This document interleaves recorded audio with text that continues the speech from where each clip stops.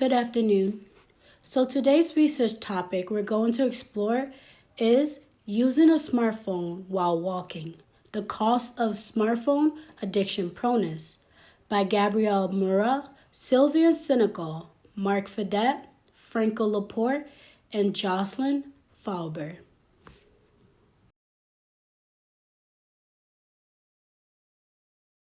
An ever-increasing problem we come to see today is distracted walking.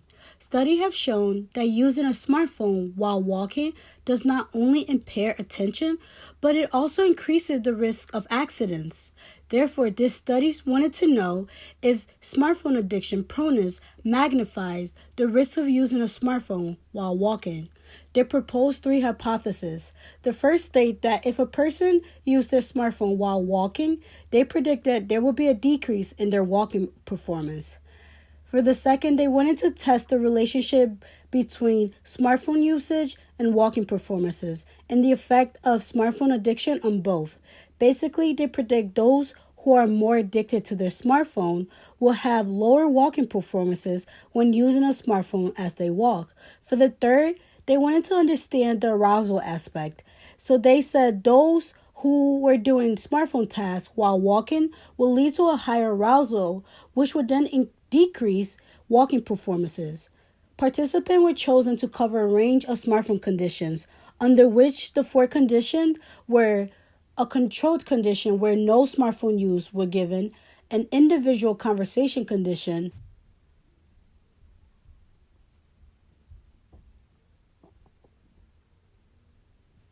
a gaming condition, and a group conversation condition.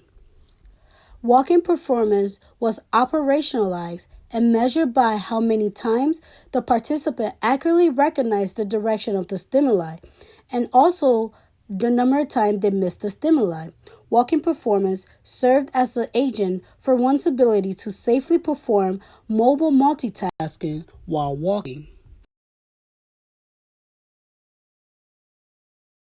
With more people now than ever spending more time on their smartphone, this research seeks to understand whether repetitive pattern of smartphone overuse makes it harder for people to focus their attention away from this digital world and towards the environment that surrounds them. Smartphone addiction proneness can be defined as an individual tendency to regularly overuse his or her smartphone. And task-specific factor increased the danger of smartphone use while walking.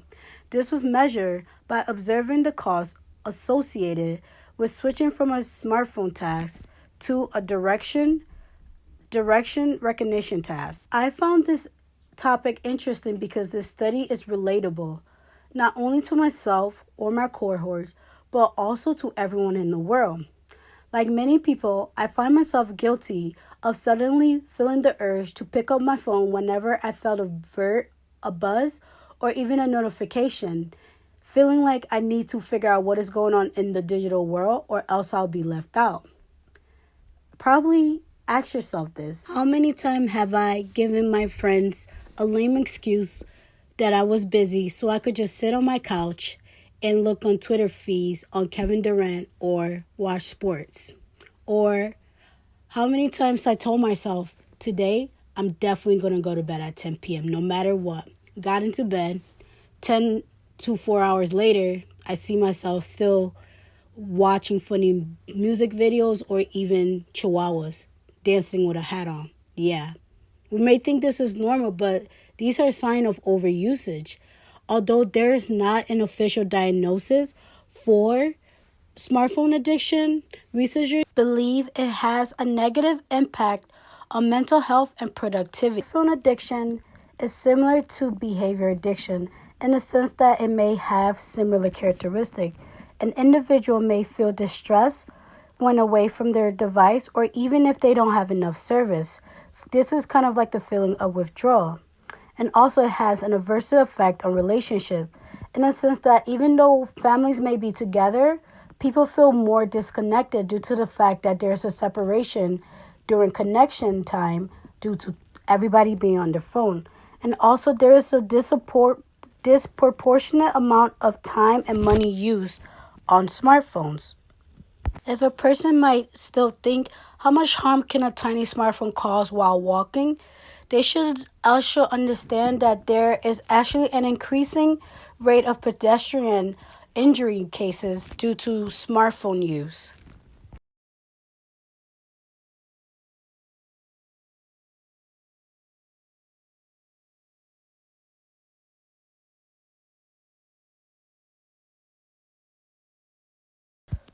The recruitment process consisted of 48 participants who were gathered from online panels, social media, and street interview. They provided a written consent before the experiment and was promised a $50 compensation upon completion. The research was also approved by the Ethics Research Committee of the institution.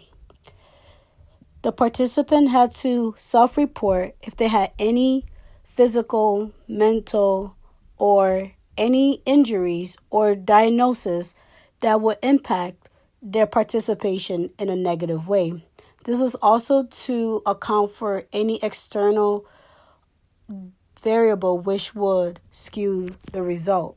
Next, the participant had to fill out a 15-question smartphone addiction prone test to figure out where they rate on their overuse of their smartphone. They also fill out a SAM scale to determine their emotional arousal. They are asked about their prior experience, like how many times did they find themselves texting or playing video game, and that was measured on a 6-point Likert scale. Finally, there were 20 males in the sample size out of 48 and also 28 females. And out of them, 18 participants scored above or equivalent to 42 on the SAP scale, which means they had a great threshold of overusage of their phone.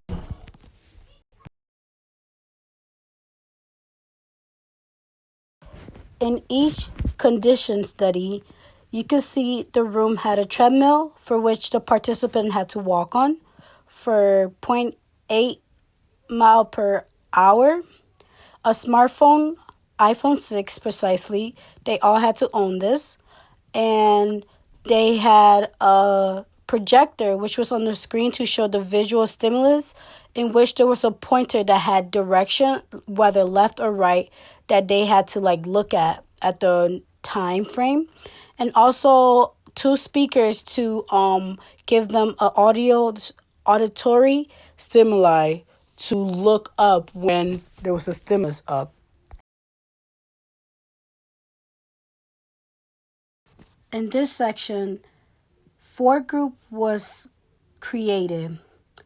The first group was the control condition, and in the second group, people had to text others on their smartphone while looking at the visual stimulus and picking the correct direction.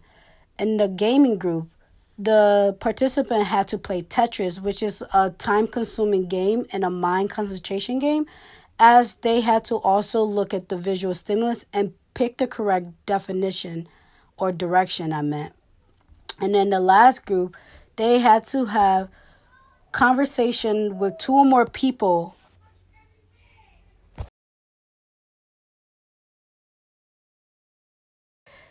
So in the experimental condition, we come to see a clear definition of what each task consisted of and what they did. Example, task GCC was where a participant had to text two of the research assistants on Messenger while looking for the visual stimulus and correctly identifying its direction.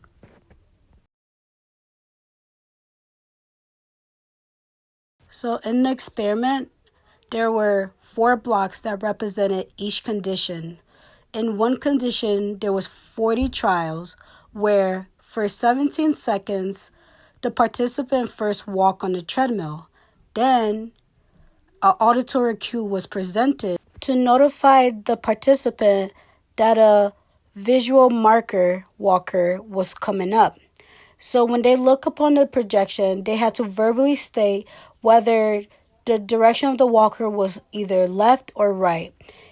A trial was considered successful if the participant first saw the marker exactly when it was supposed to and also give the correct direction. However, a trial was considered a miss if the participant, one, didn't see the marker, or two, saw the marker but gave the wrong direction. And each block lasted about 17 minutes per trial. The graph here is showing the different result among the various condition group as they perform the task of pointing out the markers as they were on their phone, which correspond to hypothesis 1.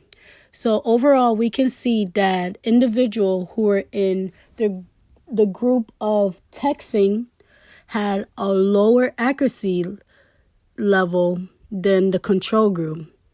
So this actually proved, and even when you look at the rest of the other groups, like the group that were texting, two or more individual, or even the group that were playing Tetris, which actually generated the lowest accuracy percentage. It all shows that when people use their smartphone, it does decreases their attention rate to perform their walking performance. So the results prove hypothesis 1 was right.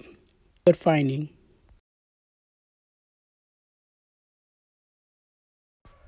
An overall understanding of the results, it shows for hypothesis 2 that the interaction between the SAP scores in an experimental condition and the mixed effect was not significant for accuracy and mixed stimuli. So it didn't support the second hypothesis that stated that smartphone addiction proneness moderated the relationship between smartphone use condition and walking performance. For the rest of the other two hypotheses, those findings proved to be true because for hypothesis number 3, the more arousal people felt through their using their smartphone, like the gaming, they were able to miss more of their performance tasks. So they miss more of the visual stimuli on the board. So that definitely conclude and correlates to what hypothesis 3 said.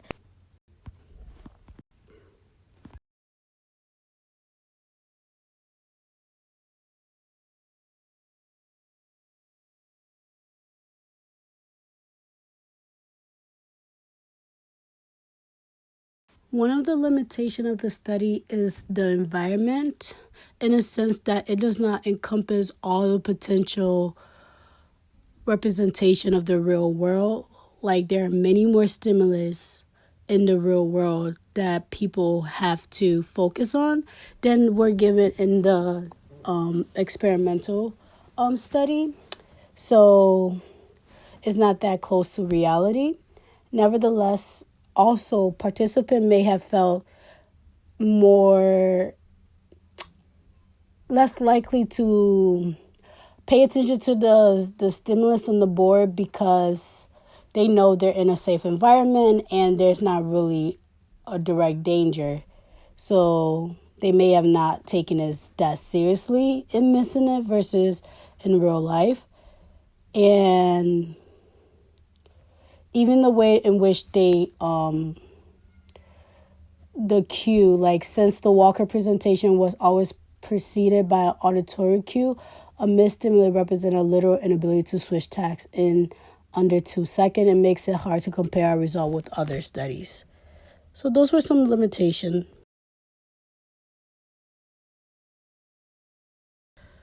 There's 3 ways in which their findings can impact the world through the policy that we make in the future.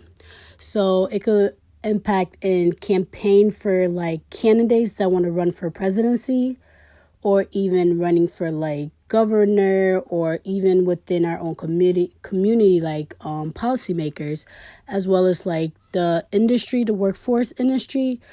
Like people who are companies that work in warehouse and construction, they should prohibit and enforce the lack of use of smartphone while in a warehouse floor where there are machineries that are dangerous, because study have shown that people using their phone and trying to perform a task like walking is very harmful physically. And also the gamers that make these applications, they should consider the arousal aspect of it, like the way to minimize it so that these gamers, these people do not get so addicted to it to the point they cannot see what's happening in the real world. And also one way campaign can go about helping the community is warning against addictive gaming, like putting signs and policy in place where you can't game while doing certain tasks. That's another way they can help the world. Thank you very much. That's the end of my presentation. Goodbye.